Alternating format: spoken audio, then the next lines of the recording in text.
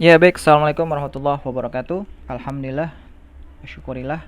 Bagaimana kabarnya pada pagi hari ini? Sehat-sehat selalu ya, Alhamdulillah. Insya Allah selalu ada di lindungan Allah Subhanahu Wa Taala. Pagi hari ini saya akan membuat sebuah konten yang mungkin bisa bermanfaat buat kamu dan menambah semangat buat kamu. Apa kontennya? Ya, roadmap SMA kamu. Penting bagi kamu mengetahui roadmap SMA kamu dan apa yang akan kamu hadapi semasa kamu SMA. Apalagi yang dari sekarang kelas 10. Dengan kamu mengetahui, saya bilang akan menambah persiapan kamu dan semangat kamu untuk belajar. Jadi yang namanya sekolah nggak kayak SD SMP, sekolah-sekolah aja gitu. Tapi SMA ini masa dimana kamu harus punya tanggung jawab. Tanggung jawab terhadap pembelajaran kamu, tanggung jawab terhadap apa yang menjadi pilihan kamu. Karena itu akan bergantung, ya, akan mempengaruhi kemana masa depan kamu akan berjalan. Ya, kita harus ikhtiar lah ya, itu yang paling penting. Baik, di depan kalian sudah saya sajikan sebuah roadmap garis yang saya bagi menjadi 3 tahun kalian nih, ya. 3 tahun kalian saya kasih C10, kelas 10, kelas 11 dan kelas 12. Saya bagi tahun-tahunnya ya. Ini masa di kamu kelas 10, kelas 11 dan ada di kelas 12, ya. Apa sih yang kamu hadapi? Kita akan lihat untuk tahun ajaran kamu. Kamu akan UNBK sudah tidak ada. Jadi UNBK itu udah nggak ada. Jadi terus kalau UNBK nggak ada, kita mau ngapain Pak? Belajarnya kita mau santai-santai? Tunggu dulu. Kalau pikiran kamu masih seperti itu, maka kamu salah. Walaupun UNBK dibilang tidak ada, tetap kamu harus belajar. Karena ini yang akan kamu harus hadapi.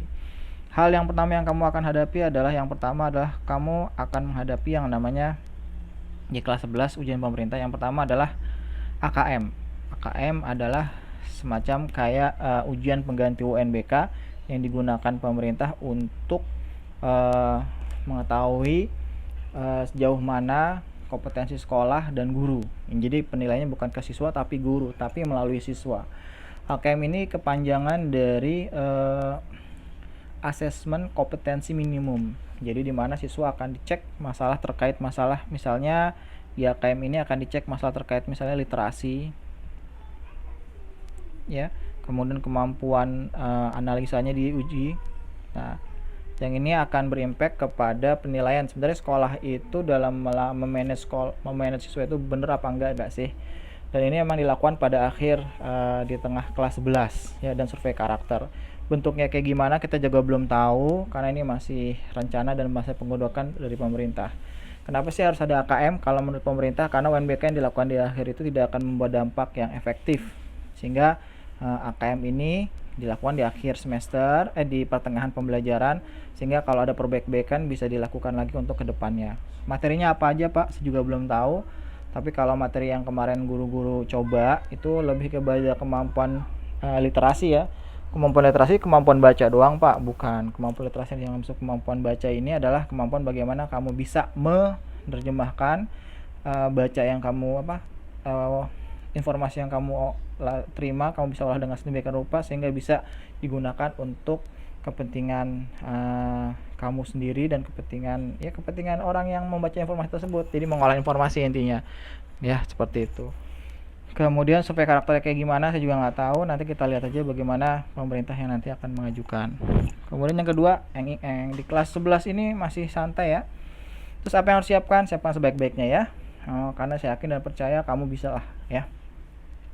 Kemudian nanti di kelas 12 kita akan jalan lagi ke kelas 12. Di kelas 12 kamu akan menghadapi 3 ujian untuk masuk perguruan tinggi negeri.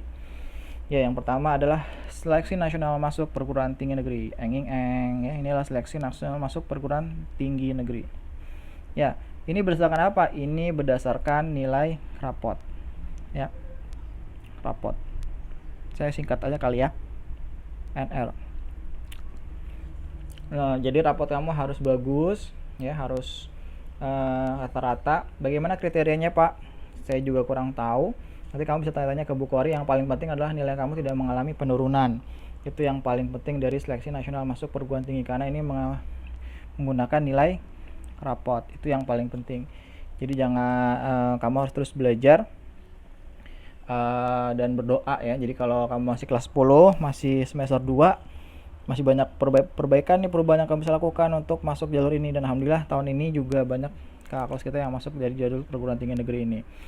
Kemudian yang selanjutnya, kalau kamu nggak masuk SNMPTN ya, kamu bisa masuk ke jalur ini. Ya, SBMPTN saya ganti ya, SBMPTN. SBMPTN ini jalur yang lumayan cukup menguras tenaga ya. Kenapa? Karena kita akan dites ujiannya. Ujiannya kalau nggak ada perubahan masih di TPS. TPS itu sudah sama.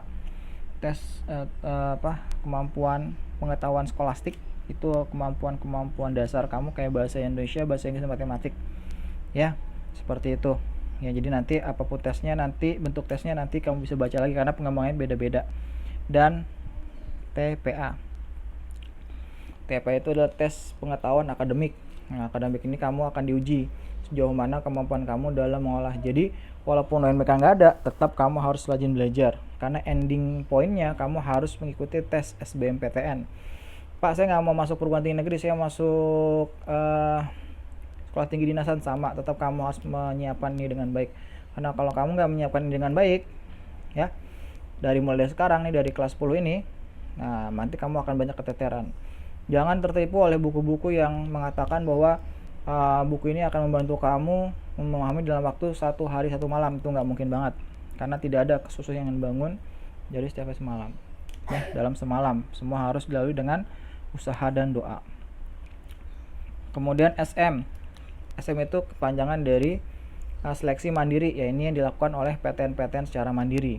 Jadi kalau kamu ini udah nggak masuk nih, ini nggak lulus, maka destinasi yang terakhir kamu adalah seleksi mandiri ya. Seleksi mandiri memang biayanya agak lebih besar, tapi ya memang lebih banyak keluasan yang memang dilihat oleh perguruan tinggi sendiri. Nah, ini hal-hal yang kemudian kamu harus siapkan ke depan. Ini untuk masuk perguruan tinggi negeri ya.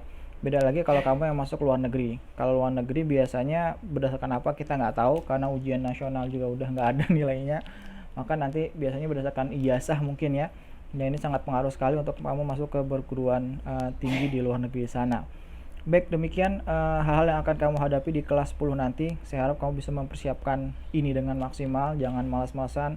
Apalagi di zaman musim corona ini, persiapkan ini dengan baik, dengan persiapan matang dari kelas 10. Ini akan memperingan kamu untuk bisa melewati jenjang ini selama 3 tahun. Dan saya harap kamu bisa sukses ke depan dalam menghadapi beberapa ujian yang nanti akan kamu hadapi sebagai siswa SMA di Indonesia. Belum lagi kamu tambah dengan perguruan tinggi luar negeri ya. Demikian, terima kasih. Selamat belajar. Assalamualaikum warahmatullahi wabarakatuh.